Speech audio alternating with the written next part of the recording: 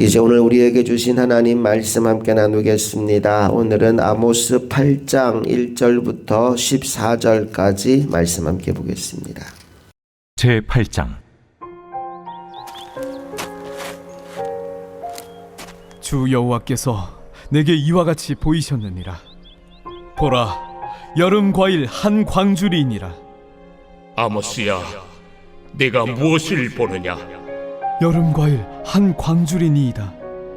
내 백성 이스라엘의 끝이 이르렀은즉 내가 다시는 그를 용서하지 아니하리니 그날의 궁전의 노래가 애곡으로 변할 것이며 곳곳에 시체가 많아서 사람이 잠잠히 그 시체들을 내어버리리라. 주 여호와의 말씀이니라. 가난한 자를 삼키며 땅에 힘없는 자를 망하게 하려는 자들아, 이 말을 들으라. 너희가 이르기를 월삭이 언제 지나서 우리가 곡식을 팔며 안식일이 언제 지나서 우리가 밀을 내게 할꼬. 에바를 작게 하고 세계를 크게 하여 거짓 저울로 속이며 은으로 힘없는 자를 사며 신 한 켤레로 가난한 자를 사며 찌꺼기 밀을 팔자 하는도다. 여호와께서 야곱의 영광을 두고 맹세하시되 내가 그들의 모든 행위를 절대로 잊지 아니하리라. 이로 말미암아 땅이 떨지 않겠으며 그 가운데 모든 주민이 애통하지 않겠느냐. 온 땅이 강에 넘침같이 솟아오르며 애국강같이 뛰놀다가 낮아지리라. 주 여호와의 말씀이니라. 그날에 내가 해를 대낮에 지게 하여 백주의 땅을 캄캄하게 하며 너희 절기를 애통으로 너희 모든 노래를 애곡으로 변하게 하며 모든 사람에게 굵은 배로 허리를 동이게 하며 모든 머리를 대머리가 되게 하며 독자의 죽음으로 말미암아 애통하듯 하게 하며 결국은 곤고한 날과 같게 하리라. 주 여호와의 말씀이니라. 보라, 날이 이를지라 내가 기근을 땅에 보내리니 양식이 없어 주림이 아니며 물이 없어 갈함이 아니요 여호와의 말씀을 듣지 못한 기갈이라. 사람이 이 바다에서 저 바다까지 북쪽에서 동쪽까지 비틀거리며 여호와의 말씀을 구하려고 돌아다녀도 얻지 못하리니 그날에 아름다운 처녀와 젊은 남자가 다 갈아여 쓰러지리라. 사마리아에 제된 우상을 두고 맹세하여 이르기를 다나 내 신들이 살아있음을 두고 맹세하노라 하거나 부엘세바가 위하는 것이 살아있음을 두고 맹세하노라 하는 사람은 엎드려지고 다시 일어나지 못하리라. 이 과일이나 채소가 가진 치명적인 문제 가운데 하나는 겉으로 보기에는 굉장히 먹음직스럽고 또 겉으로 보기에는 잘 익은 것처럼 보이는 그 순간이 바로 마지막 순간일 수 있다는 거예요. 실온에 두면 점점 시간이 지나면서 색깔도 변하고 또 속이 썩어가는 경우들이 생기는 거지요. 1절 말씀은 바로 그 이야기를 우리에게 들려주는데 우리 함께 읽어봅니다. 시작. 주 여호와께서 내게 이와 같이 보이셨느니라. 보라, 여름 과일 한 광주리이니라. 하나님이 아모스 선지자에게 여름 과일 한 광주리를 보여주시는데 바로 그 이미지 뒤에 충격적인 말씀을 들려주십니다. 2절로 가봅니다. 시작. 그가 말씀하시되 아모스야, 내가 무엇을 보느냐? 내가 이르되 여름 과일 한 광주리이니이다 하매 여호와께서 내게 이르시되 내 백성 이스라엘의 끝이 이르렀은즉 내가 다시는 그를 용서하지 아니하리니. 보세요. 하나님이 지금 여름 과일 한 광주리를 보여주시고 그 다음에 이어서 뭐라고 말씀하시느냐? 내 백성 이스라엘의 끝이 이르렀다. 마지막이 왔다라고 말씀합니다. 사실 이 본문의 말씀은 일종의 언어 유희입니다. 히브리어로 여름 과일, 이 말이 카이츠이고요. 마지막 끝이라는 단어가 캐츠입니다. 발음이 비슷해요. 카이츠, 캐츠 그래요. 그러니까 여름 과일이 되었다, 카이츠가 되었다. 그리고 이것은 곧 끝을 의미한다. 이것이 캐츠다. 이렇게 언어 유희를 하고 있는 거예요. 카이츠가 되었으니 이제 곧 캐츠가 올 것이다. 자, 그렇다면 이 여름 과일과 끝이 어떤 상관관계가 있을까요? 사실 여름 과일은 풍요의 상징이고 축복의 상징입니다. 그런데 하나님이 그 풍요와 축복을 상징하는 여름 과일을 심판의 표징으로 사용하고 있는 거예요. 그 이유가 아까 제가 설명드린 것입니다. 과일이 겉으로 보기에는 익어서 먹음직스러워 보이지만 다른 면에서 보면 이제 그 과일이 썩어가기 시작하는 첫 번째 시간이라는 거예요. 잘 익었기 때문에 이제 마지막이 된 것이고 이제 그 과일은 썩어가게 될 것이다 라는 사인을 하나님이 오늘 말씀을 통해 주고 있는 겁니다. 사실 아모스 시대 이스라엘은 굉장히 많은 부분이 안정적이었다고 합니다. 경제적으로도 많이 성장했고 종교 활동도 활발했으며 제사와 절기도 열심히 지켰어요. 그런데 하나님이 보신 현실은 달랐습니다. 말하자면 그 속은 썩어 들어가고 있다는 거예요. 그들이 절기는 지켰지만 절기를 돈벌이 수단으로 삼았고 가난한 자들을 사고 팔며 약자들을 짓밟았어요. 정의보다는 이익을 택하는 삶을 살아왔다는 겁니다. 4절부터 6절까지가 그들의 삶의 모습을 적나라하게 고발하는 내용인데 우리 4절부터 6절까지를 다 같이 읽어볼게요. 시작. 가난한 자를 삼키며 땅에 힘없는 자를 망하게 하려는 자들아 이 말을 들으라. 너희가 이르기를 월삭이 언제 지나서 우리가 곡식을 팔며 안식일이 언제 지나서 우리가 밀을 내게 할꼬 에바를 작게 하고 세계를 크게 하여 거짓 저울로 속이며 은으로 힘없는 자를 사며 신한 켤레로 가난한 자를 사며 찌꺼기 밀을 팔자 하는도다. 하나님의 절기를 장사수단으로 삼고 가난한 자, 약한 자들을 짓밟는 모습이 그들의 삶의 이면이었다는 겁니다.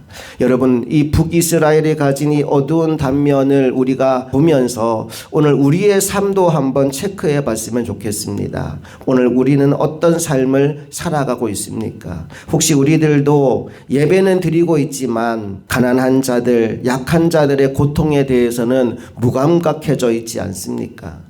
오늘 우리도 예배는 드리고 있지만 정작 하나님의 정의에 대해서는 침묵하고 있지는 않습니까?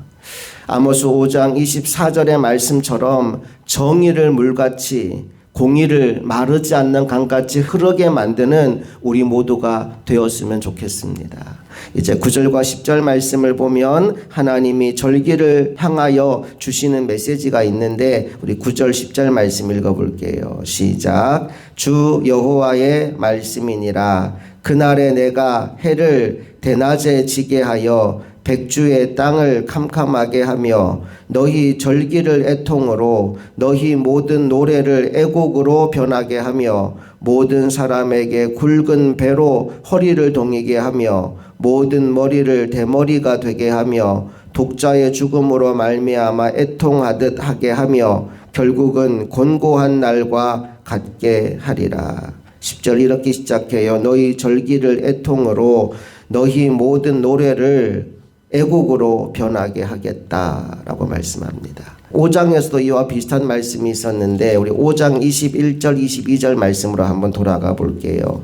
하나님이 왜 하나님께 예배하는 이 절기들을 이렇게 슬픔의 날로 바꿀 수밖에 없었을까? 5장 21절 22절 읽어봅니다. 시작. 내가 너희 절기들을 미워하여 멸시하며 너희 성회들을 기뻐하지 아니하나니 너희가 내게 번제나 소제를 드릴지라도 내가 받지 아니할 것이요 너희의 살찐 희생의 화목제도 내가 돌아보지 아니하리라. 너희 예배 너희 절기 내가 받지 않을 거다. 그렇게 말씀하시는 이유가 바로 24절에 나와요. 읽어봅니다. 오직 정의를 물같이 공의를 마르지 않는 강같이 흐르게 할지니라.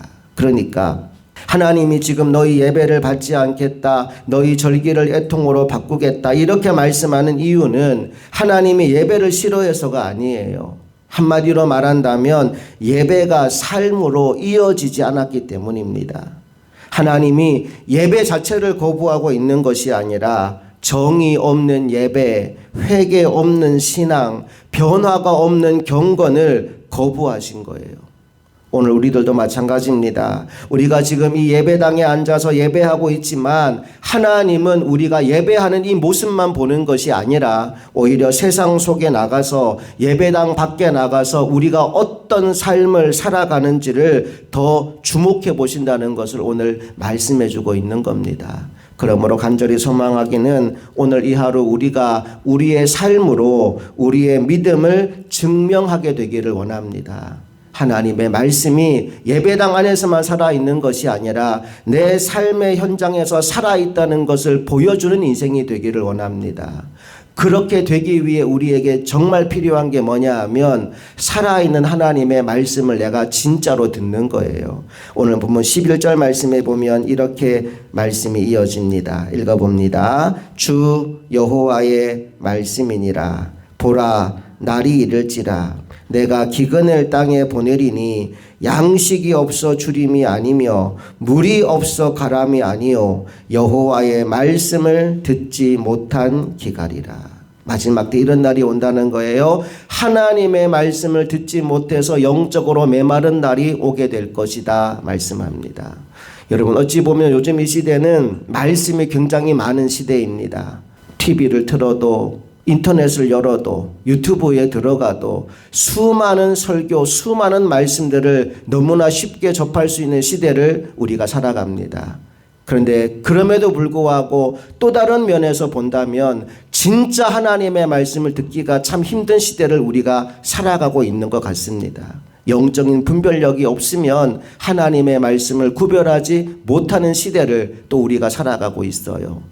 홍수가 나고 비가 많이 오면 물은 굉장히 많은데 만약 그것으로 인해 식수가 끊어진다면 마실 물은 없는 겁니다. 아이러니한 거예요. 물은 많은데 마실 물이 없다.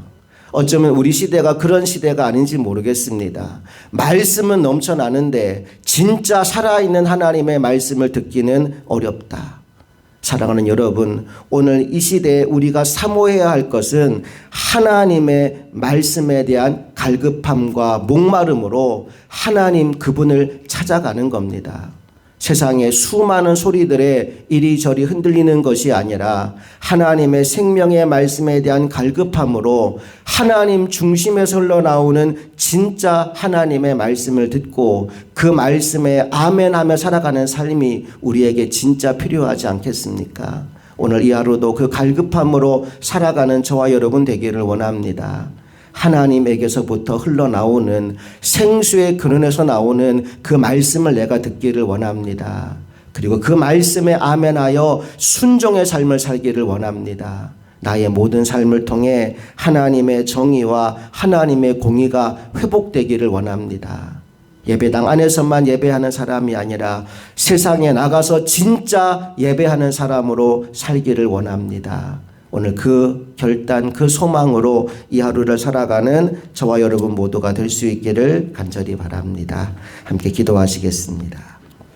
좋으신 아버지 하나님, 오늘 하나님은 아모스를 통하여 이스라엘의 모습이 여름 과일 광주리와 같다 말씀하였습니다. 겉으로 보기에는 화려하고 잘 익은 것 같지만 그 이면에는 썩어 들어가고 있는 부패한 모습이 바로 이스라엘의 모습이다 지적하셨는데 오늘 우리의 모습이 이와 같지 않은지 돌아봅니다. 하나님을 믿는 사람이라 말하면서 늘 예배하는 자리를 지키면서 우리의 삶은 오히려 세상 사람과 구별되지 않고 때로는 세상 사람보다 더 악한 길로 나아가고 있지 않은지 돌아봅니다.